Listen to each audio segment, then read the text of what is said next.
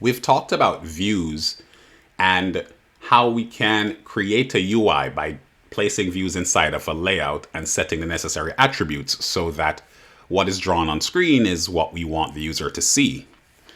Now we want to look at the next responsibility of views, and that is having those views respond to events. And that is enabled for us through the use of what we call event listeners. So an event listener is essentially just an object with one or more callback functions, where a callback function is simply a function that generally you define, but you do not invoke. So it is not your job to call that function. Instead, the function will be called by the Android framework whenever the particular event occurs for which you have provisioned the appropriate event listener. So creating an event listener essentially is simply implementing the specific interface as defined in the appropriate class for the type of event that you want to respond to. For example, within the view class, there are a set of interfaces for the most common types of events. This means we can, in effect, respond to any of these events for any view in Android, because every view, no matter what it is, either directly or indirectly extends the view class. So, for example, we can respond to a click event, probably the most common type of event that you will respond to, by implementing a view.onClick listener interface. And inside of that interface, you'll find a single callback. So we can simply create an event listener by defining a class that implements that interface. Or as we're going to see later on in Kotlin, we have other ways of accomplishing this that are a little more efficient. Additionally, you have events such as long click, focus change, key, touch, and create context menu. Again, the click event and to a lesser extent the long click are the type of events that we might be more familiar with, and certainly they show up a lot more. So you would of course expect to click a button, or you may click a text view if that text view looks like a link, or you may even click an image. That being said, you wouldn't necessarily, even though you could, apply an on-click listener to, say, an edit text, because the user may not expect their application to respond to their selecting an edit text. Certainly not beyond the way that the operating system would already respond to that, such as displaying the keyboard. So while you can apply any of these event listeners to any view, they don't always make sense in every context. So let's start by actually looking at an example. And what we're going to do is essentially wire up our application that we've been working on to apply event listeners and have our properties change from within code. So we're going to start by essentially verifying our IDs. So we want to look at the IDs and make sure that we know what they are and that we can access them. And then we're going to create references within our code to access these views. Now, when I look at my activity, the first function I see here is onCreate. This is the first function that gets invoked in our activity's lifecycle. And there are a series of functions that get invoked at different times. We'll do a deeper dive when we start to talk about activities. But for now, let's just treat this as the initial function that gets invoked when our activity launches. And one of the lines in this function is set content view r.layout.activityMain. What that line does, what that statement does, essentially is uses a layout file as the UI for our activity. An activity is a window, but it doesn't have a user interface by itself. You must provide it with one. And in this case, activity main is the name of the layout file that we've been working on. It's what was generated for us automatically. If we were to create a separate layout file, we could just place that layout file's name here. Calling the statement will result in the inflation of the layout file. Inflation is the term we use for the conversion of a resource, which is what our layout file is, into one or more objects in our code that we can access. So once the layout file is inflated into our activity, we can now access the various elements, i.e. the views found inside the layout. So if I wanted to say access the button, I could simply say my button, so I'm creating a reference, is equal to, and one of the original ways the framework allowed us to access views inside of a layout is to call the function find view by ID, which is defined inside or available to us inside of an activity. Find view by ID it's a function that accepts a generic reference. Basically, this is a way to tell find view by ID what type of object you are expecting to get back from this call. In this case, we expect to get back a button, so we're going to tell Kotlin that it's a button that we want by placing the button class reference inside the arrow brackets.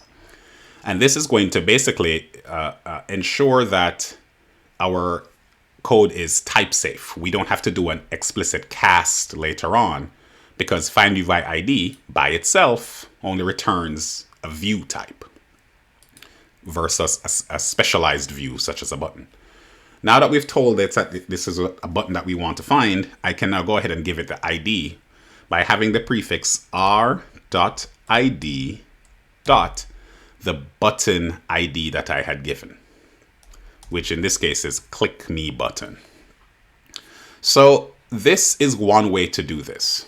Another way would be to define my button reference as a property. So maybe I've decided that I was going to use a late init variable called my button. And because it's late init, I need to specify that this is of type button.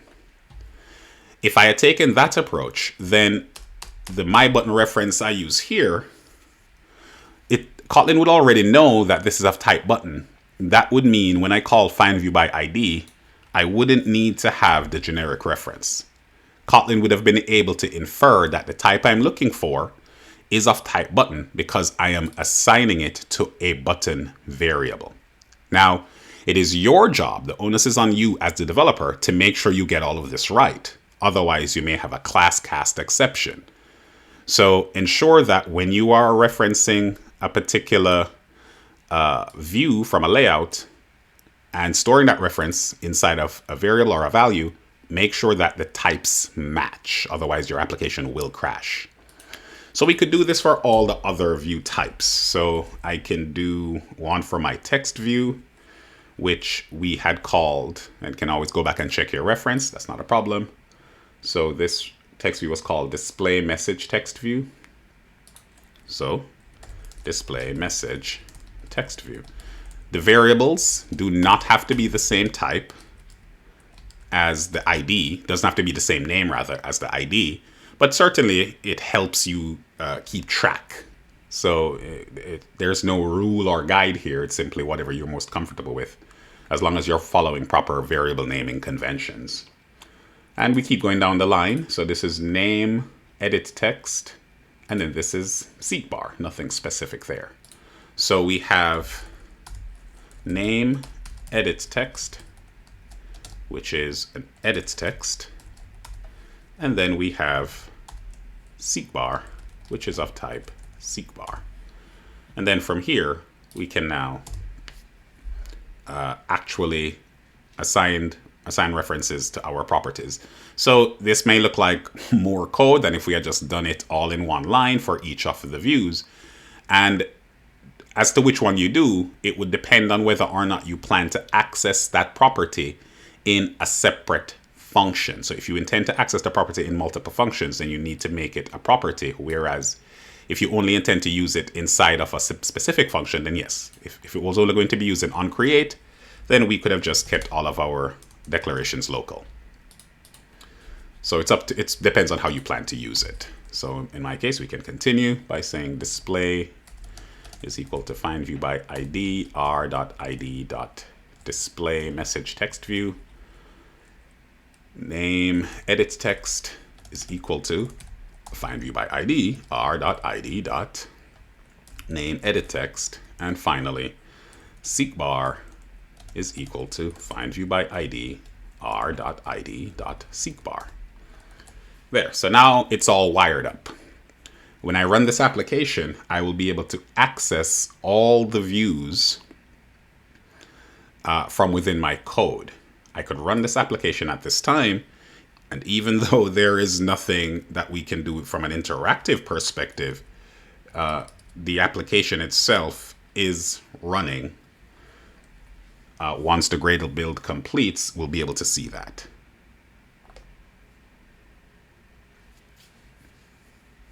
And here we go. So here I can see my SeekBar, my button, and my text view and edit text. So now what we would like is to actually have something happen. So what we can do first is create some sort of functionality that is going to be triggered by the clicking of my button. Maybe we want to do something like have the user type in their name, and then when they click the button, we'll display a message that says hello and the person's name. So all of that is going to be triggered by the button. What I'm going to do then is I'm going to assign to my button an on-click listener. That on-click listener is going to trigger or be triggered whenever the user clicks the button. Now, there are a lot of ways that we can define an on-click listener for a button, or in fact, how we can define an event listener for any view.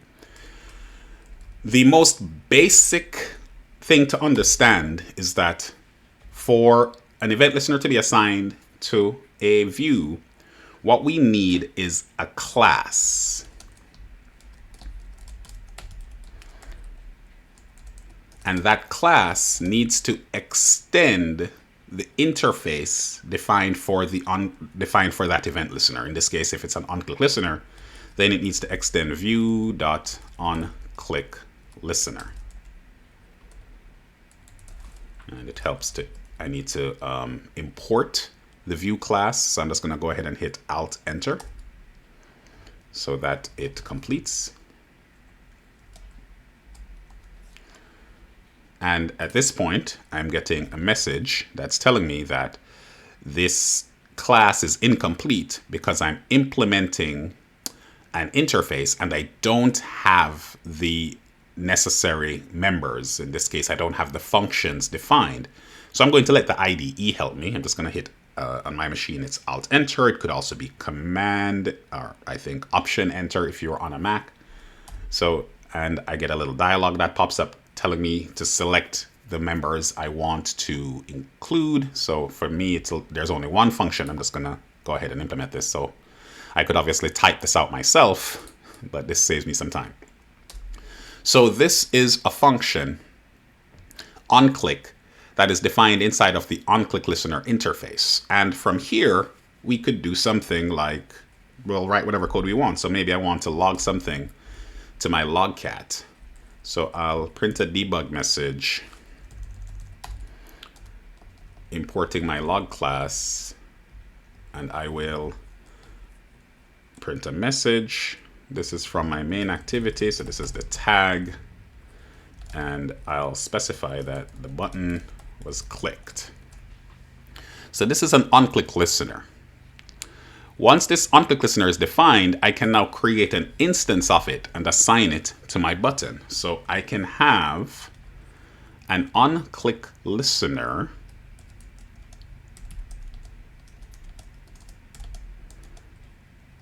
and it will be a my onClick listener.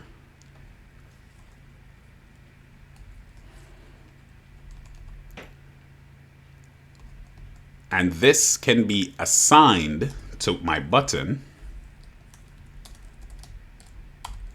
by calling set onClick listener and passing in OCL. This, of course, can be done because set onClickListener accepts an object of type view.onClickListener, and of course, because my onClickListener implements the interface, it is of type view.onClickListener. If I wanted to be explicit, I could type it out like that, just so we see exactly what types are at play here. This interface is implemented by this class. As such, it is an acceptable argument to be passed to the set onClickListener function. From here, if I now run my code and click the button, you will actually see a message printed below in the log that says button clicked. Of course, I'm clicking the button every time that message pops up, and you can see it there. So that's my application responding to the event. Now, that is one way to define the onClickListener, but there are all types of constraints here, not the least of which is the fact that it's just a lot. If I had a lot of buttons and I needed to provide functionality to each of them, it may be necessary, if this is the approach I'm taking, to define a specific class that implements the interface for each of those buttons or for each view for which I'm defining an onClickListener. And that is because many times event listeners do something that is specific and unique to a view. Meaning, if I had 10 buttons in my application, I may need to have 10 unique event listeners because the actions may all be different, may all be discrete. Exceptions to that would be use cases like maybe building, like, let's say, a calculator app, where you may have 10-digit buttons, but they're all essentially the same thing. The only thing different is the value. In a situation like that, then yes, I may be able to build a single event listener that is reused by each of the digit buttons, and maybe a single event listener for each of the arithmetic operations. So in that scenario, yeah, you could probably get away with doing something like this. But in many other types of applications where each button is doing something different, having a separate class is going to be a lot of work. So this is not an approach that we want to generally take. We don't usually want to create a named class. So what we're going to do is try something else. So what we're going to do is create what's called an anonymous class or an anonymous object, where an anonymous object is essentially an instance of an anonymous class. So an anonymous class can simply be thought of as a class that is defined but is not given a name. It's a single-use definition, something that we define, use it, and in a sense, declare that we no longer care about it because we don't plan to use it a second time. So this is a very common pattern for defining event listeners because many times event listeners are only used for a single object. So in a situation like this, instead of defining a class and using it, what I can simply say is, and I no longer need to be explicit, I'll save some space. What I can say is I'm creating an object that is of type view.onClickListener. And I'm getting a similar message here that says, okay, you're defining a class, instantiating an object from that class, and that class is going to implement this interface, but this interface defines a function and you haven't implemented that function. So I'm just going to let the IDE again help me by putting the function in. So here we have something that's a little more succinct. It's neater. I don't have separate class files. And as you read my code, you can immediately see that I'm defining this interface, and this is what I'm seeing. This is what it's going to do. Or I'm defining rather a class based on this interface, and you can see what it's going to do. So the result of this code will be exactly the same as the last one, but it's a little cleaner, right? But we can easily appreciate that a single-use function, or a single-use object rather, that has a single function, this is a much nicer way of doing it. Now, with the advent of Kotlin and for, in fairness, more recent versions of Java as a language in Android development, is that we can go even more succinct than an anonymous class or an anonymous object, and we can use what's called a lambda. A lambda is essentially an anonymous function, a function that can be defined and used immediately without being provided a name or a signature in the traditional sense. And it is something that is enabled in Kotlin via something called functional interfaces. We'll have a lecture about functional interfaces later on, but it's something that we can use right away, even before we fully break down what's going on. And a functional interface basically says this, in fact, or a lambda in this case, basically says this. Forget about all of this code. When you're going to call us the set onClick listener or assign us an onClick listener to something like a button, Kotlin knows what type of object this is supposed to have. It is supposed to have an object that implements a specific interface, and that interface has a single function, which happens to be defined as a functional interface. And therefore, Kotlin says, tell you what, just give me an anonymous function, a lambda, and I will do all the work of creating the associated class and creating an instance of that class. I'll do all of that in the background. You don't have to see it. You don't have to worry about it. So our onClick listener for the button simply becomes this. And what's more, we can make this even simpler, which is we don't even need the parentheses. In fact, Kotlin says it recommends you just remove the parentheses altogether. So now we just have this single line, and if it's multiple lines of code, we can of course break it up across multiple lines. It's not necessary that it be one line as you write it. So this is the most straightforward way to provide an onClick listener to a button, or to any view that requires an onClick listener. And in fact, it's a way that we can provide functionality or callback functionality in a lot of instances in Android development for some event listeners, as well as other areas of development where we want to provide some sort of callback. And historically, we would have to create anonymous classes or named classes. But now we can just drop in a lambda. So this, again, gives us the exact same functionality where I can click the button, and as I'm clicking it, the message is printed in the log. So this, going forward, is the way that we're going to define onClick listeners for buttons. You're going to see soon, however, that it is not necessarily useful, or it cannot be used in every instance where we need to provide an event listener. Generally speaking, if an event listener has more than one callback functions, then this won't work. We won't be able to provide a single lambda, since the lambda only replaces a single function. So before we get to that, let's actually continue to work on the functionality we originally defined, which is what I would like to do is have the message that is currently being shown in the UI, hello world, to be replaced with hello and the name that a user enters into the edit text. So in order to do that, I'm simply going to manipulate and read properties as necessary. So what I'd like to do here is I would like to change the text property of the text view. That is, display message text view has a property called text, and I would like to have that changed to be a string.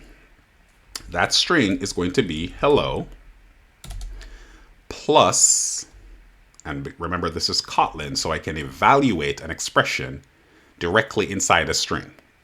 In this case, the expression I want to access or I want to evaluate is name edit text dot text.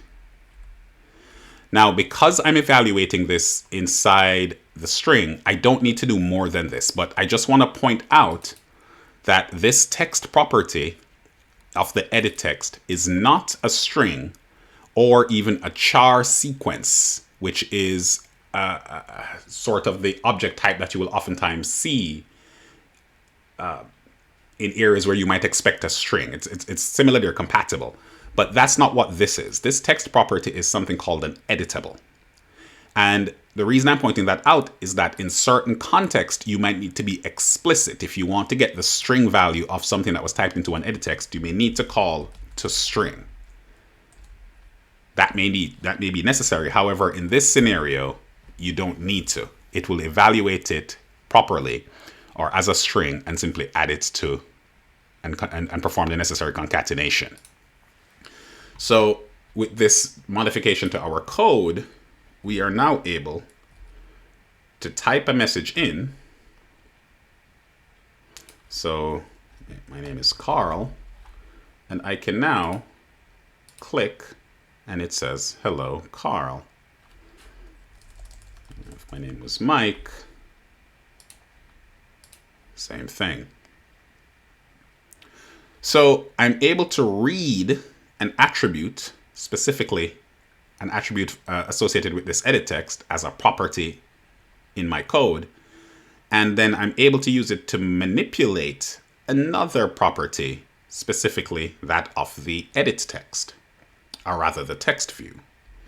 So again, I can modify attributes and check attributes using the attributes window in design view or at design time. And then in my code or at runtime, I'm able to do pretty much the same thing, but now it's dynamic. Now I'm having my application respond to events. So the last thing I want to do here is look at another type of event and provide an event listener to perform some action. Specifically, what I want to look at is the SeekBar. And we're going to see that the SeekBar, because it is a view, it does in fact have the ability to attach all of the view event listeners that we had seen earlier. But those are not necessarily appropriate in this scenario. Instead, the SeekBar actually defines its own event listeners. And you can see why, because the SeekBar is itself very different from all of the base views that we've been introduced to so far, like the buttons or the text view. Clicking the SeekBar may or may not be something that we care about. What we do care about is the thing that this view does. Specifically, this view has the ability to, we can essentially manipulate this progress value by sliding this handle. This is the event that this particular view has, and therefore this is the event that we want to respond to. So we want to provide an event listener that reacts to that action. And in a SeekBar, we're able to do that by applying what's called an on-SeekBar change listener. An on-SeekBar change listener is defined, or an interface that is defined inside the SeekBar class. And this is a very common thing. When a view has a unique type of event that it needs to respond to, then the interface for that event listener will oftentimes be found in the class definition itself. The only exception, or the general exception, is if the event is inherited from another view, then the interface, yes, it can be found in the class itself, but it's good practice to access the parent class's implementation wherever the interface is inherited. That's why for our button, we use the view.onClickListener interface instead of the button.onClickListener interface. We access the parent class's definition. Similarly here, in this scenario, the SeekBar is the only thing that has the action, so it's the onClickListener is defined in the SeekBar. The on-SeekBar change listener. So in this case, what we're going to see is that the on-SeekBar change listener is actually an interface that defines multiple functions. So it's a callback that has multiple functions. And what that means for us at the end of the day is that we cannot use the Lambda version of an event listener, where we're just provisioning for a single event. In this case, we have to use either the named class or the anonymous class and anonymous object. And again, unless you have very good reason, you almost always want to use an anonymous class. So in this case, I'm going to define an object, and I'm just defining it and placing it directly as an argument inside the parentheses for the SeekBar. The parentheses for the set on SeekBar change listener specifically. So this is an object, and I'm just going to start typing on SeekBar change listener, and I'm just going to let the IDE help me by completing what I'm trying to type. So on SeekBar change listener, and I want the one from the android.widget.seekbar. And there it is. It's telling me, hey, you need to specify the functions. No problem. I'll have the IDE help me, and I'll see that there are 3 functions that are needed here. On progress changed is a callback that gets invoked when the progress is changing. On start tracking touch and on stop tracking touch are invoked at different times when the user interacts with the SeekBar.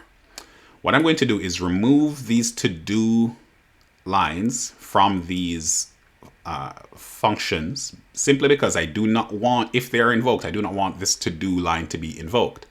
This to-do is going to actually crash your program. It stops your code from executing because it is essentially saying you need to come back and implement this. So if it is not your intention to implement something, or you don't yet want to implement it, but you want to be able to test and run the rest of your program, you always want to remove those to-do lines.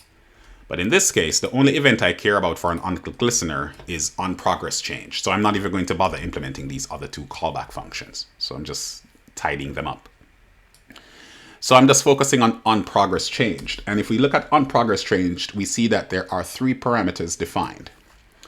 The first parameter is the SeekBar itself. Now, every event listener will have, for each of the defined callback functions, the first argument being the view itself on which the function is being invoked.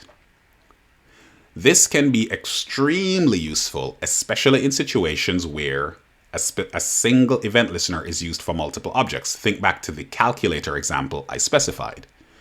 If I had used one event listener for all 10 digits, then I would need a way to know inside my event listener's implementation which number you pressed. Was it 1? Was it 10? Oh, sorry. Was it 1? Was it 0? Was it 5, 6, or 7? And the way that I can do that is by taking the specific view that was passed into me and examining it. In a situation where you do not, you're not using it for multiple views and it's only for a single view, then you have options available to you. You could use the reference that was passed in if you need to check or modify something inside the SeekBar, or potentially you could use the property that was defined in the outer context.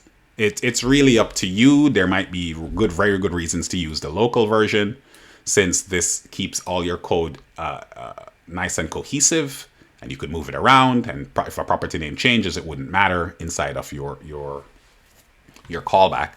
So this is probably nicer if you need to change it. So the first argument is the view on which the parameter that we're defining, and the argument that will be passed in is the view on which the function was invoked. In this case, the second argument is the current progress value. And in this case, every SeekBar has a min value and a max value. We can see what they are or even change them by just going to our layout design, looking for, say, minimum. Minimum does not have a value, so we could set one. We could say the minimum is 1. And similarly, we can look for a max value. And again, we can set it to 100 if that's what we want. Now, it has default values. I believe the max default value is 100 and the minimum is either 1 or 0. I don't remember, but there's certainly something we could look up. But it's also just a good idea not to leave it to chance and explicitly specify what your minimum and your maximum are. So essentially, every time the progress changes and this function is invoked, we can actually check what the current value is by checking P1. Finally, the third argument here, P2, is a Boolean value, true or false, determining whether or not the progress change that occurred happened because the user was dragging the view. In other words, the user was holding onto the handle and moving the progress bar. If this is the case, this will be P2 will be true. And if it is not the case, meaning that the progress bar was changing because it was being done using code, in other words, the application is showing me progress. If that's the case, then this will be false. Now, all of this, of course, is in the documentation. So it's not that you need to sit here and remember all of this. Rather, when you are deciding to use a particular view in your application, you always want to reference the documentation to see exactly how it's made up, how it's used, and what all of the values and properties mean. So with that in mind, we can actually now do something here. And let us say we want to manipulate some aspect of our user interface as this progress bar is dragged around. And what we could do here is potentially manipulate another attribute of another view. Specifically, what I want to do is manipulate the display message text views text size property. And I want to change the text size to be the progress value, in this case P1. Now P1 is an integer, whereas text size is a float. And Kotlin does not do what we call automatic promotion, type promotion, where something like P1, an integer, would be changed into a float because you don't lose precision or information. Rather, Kotlin wants you to explicitly specify that you want to convert one type to another. So in this case, on P1, which is an integer, I can simply call to float, and that will convert it to a floating point value. Now that I have done that, I can run my code, and when I look at my emulator, I will see that I'm able to now manipulate the size of hello world by dragging my progress bar.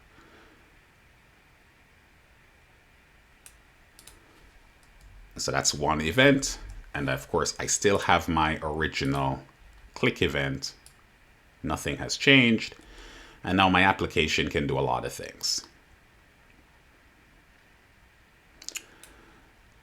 So this is part and parcel how we use views in an application. We create them in an interface, a layout file to get our interface.